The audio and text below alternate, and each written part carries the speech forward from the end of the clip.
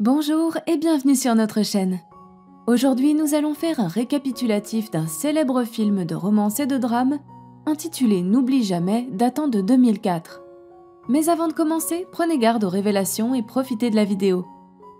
Dans une maison de retraite des temps modernes, nous voyons une femme âgée nommée Ali Hamilton, debout devant la fenêtre regardant les oiseaux voler par la fenêtre. Ali semble très morose car elle est atteinte d'Alzheimer, une maladie dans laquelle une personne commence à oublier ses souvenirs. Une infirmière entre dans sa chambre et demande à Ali si elle souhaite sortir faire une promenade. Ali refuse et dit qu'elle n'a pas envie de sortir. Après le départ de l'infirmière, Duke arrive avec un cahier dans les mains. Duke est un vieil homme qui lit la même histoire d'amour à Ali presque tous les jours pour qu'elle puisse retrouver ses souvenirs et aussi parce qu'Ali aime cette histoire. Duke commence à lui lire l'histoire d'amour contenue dans son carnet.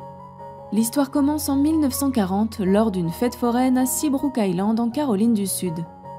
Noah Calhoun, un garçon de la campagne locale, voit pour la première fois une héritière de 17 ans et en tombe immédiatement amoureux. Il apprend par son amie Finn qu'elle est la fille d'un homme très riche et qu'elle était là pour les vacances d'été. Noah ne peut détacher ses yeux d'elle, il est hypnotisé par la beauté d'Ali Hamilton. Ne perdant pas de temps, Noah s'approche d'elle et lui demande si elle veut sortir avec lui. Elle ne semble pas intéressée et s'éloigne avec ses amis. Son ami explique également à Ali que ce type s'appelle Noah et qu'il travaille dans une scierie. Mais elle n'en pense pas grand-chose. Noah est le genre de gars qui n'abandonne pas facilement. Alors qu'Ellie et son ami profitent du tour de grande roue, Noah décide de sauter au milieu du tour et commence calmement à se présenter à Ali. Il lui demande à nouveau si elle veut sortir avec lui, mais Ali a toujours la même réponse. Noah fait quelque chose qui surprend tout le monde. Il s'accroche au poteau de la grande roue en plein vol et demande à nouveau à Ali qui doit dire oui, car elle a peur pour sa vie si elle dit non. Le lendemain, Noah la retrouve au marché et lui demande de l'accompagner à un rendez-vous comme elle l'a promis à la fête foraine. Il est dévasté d'apprendre qu'elle a changé d'avis. Elle pense qu'il est doué pour convaincre les gens grâce à son charme. D'une manière ou d'une autre, son ami lui organise un rendez-vous dans une salle de cinéma. Pendant qu'il regarde le film, il se regarde constamment dans les yeux et se sourit. Pendant que son ami embrasse une autre fille, Noah est assis à côté d'Ali. Il se passe quelque chose dans leur tête. Après le film, ils décident de faire une promenade au lieu d'aller avec leurs amis dans la voiture. Noah s'allonge au milieu de la route et lui explique que son père et lui avaient l'habitude de faire ça. Il veut qu'elle essaie aussi. Après quelques hésitations, elle décide de le faire, mais il ne se doute pas qu'une voiture arrive et manque de les renverser. Mais ils parviennent à s'enfuir avant que cela n'arrive. Ils trouvent ça drôle et en rient. Après cet incident, ils commencent à danser et à profiter de bons moments.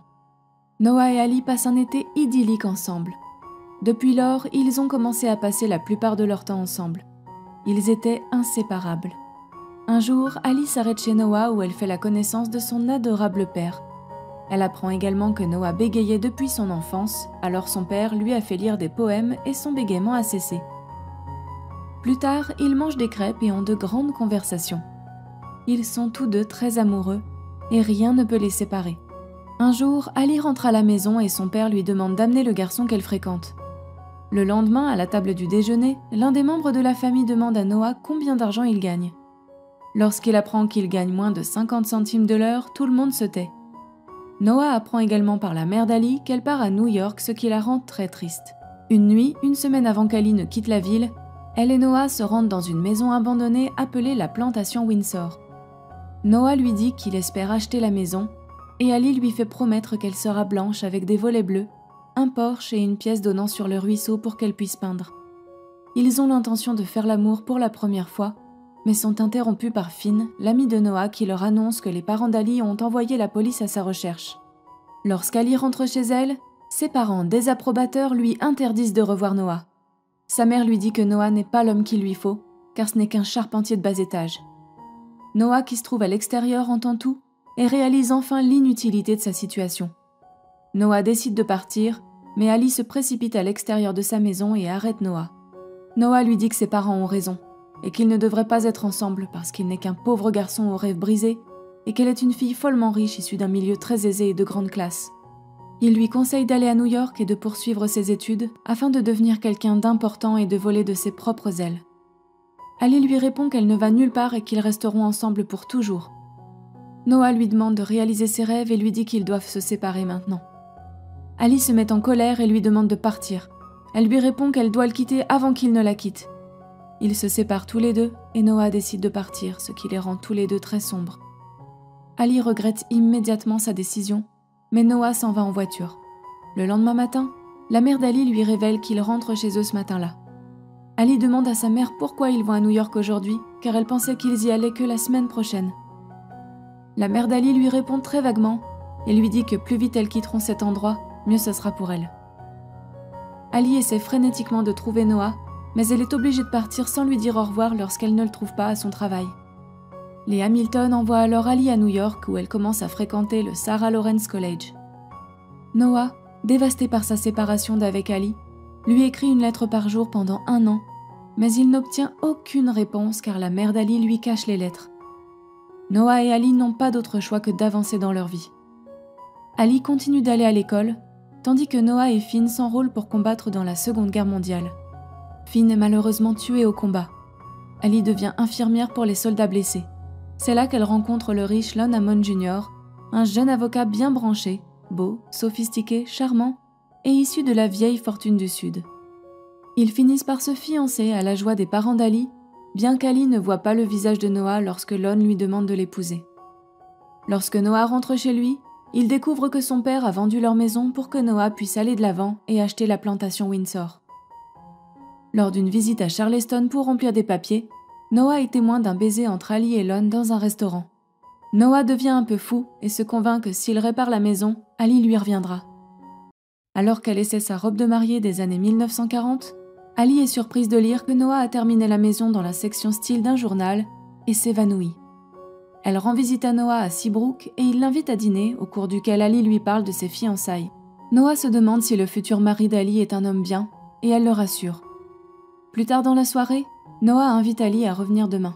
Dans le présent, il est clair que la femme âgée est en fait Ali souffrant de la maladie d'Alzheimer qui lui a volé ses souvenirs, et que Duke est son mari. Ali ne reconnaît pas leurs enfants et petits-enfants adultes qui supplient Duke de rentrer à la maison avec eux. Il insiste pour rester avec Ali. Le lendemain matin, Ali et Noah font de l'aviron sur un lac voisin et commencent à se souvenir de leur été ensemble. Alors que la pluie commence à tomber, Noah rame jusqu'à la rive où Ali demande à savoir pourquoi Noah ne lui a jamais écrit. Après avoir appris que Noah lui avait en fait écrit tous les jours, ils s'embrassent passionnément avant de faire l'amour toute la nuit. Le lendemain, la mère d'Ali apparaît sur le pas de la porte de Noah et lui annonce que Lon l'a suivi à Seabrook après que le père d'Ali lui a parlé de Noah. Sa mère amène Ali faire un tour en voiture pour lui montrer qu'il y a eu un moment dans sa vie où elle pouvait comprendre la situation actuelle d'Ali. De retour chez Noah, elle remet à sa fille l'alias de 365 lettres que Noah lui a écrites. Lorsqu'il est seul, Noah demande à Ali ce qu'elle va faire. Ali est confuse et avoue qu'elle ne sait pas.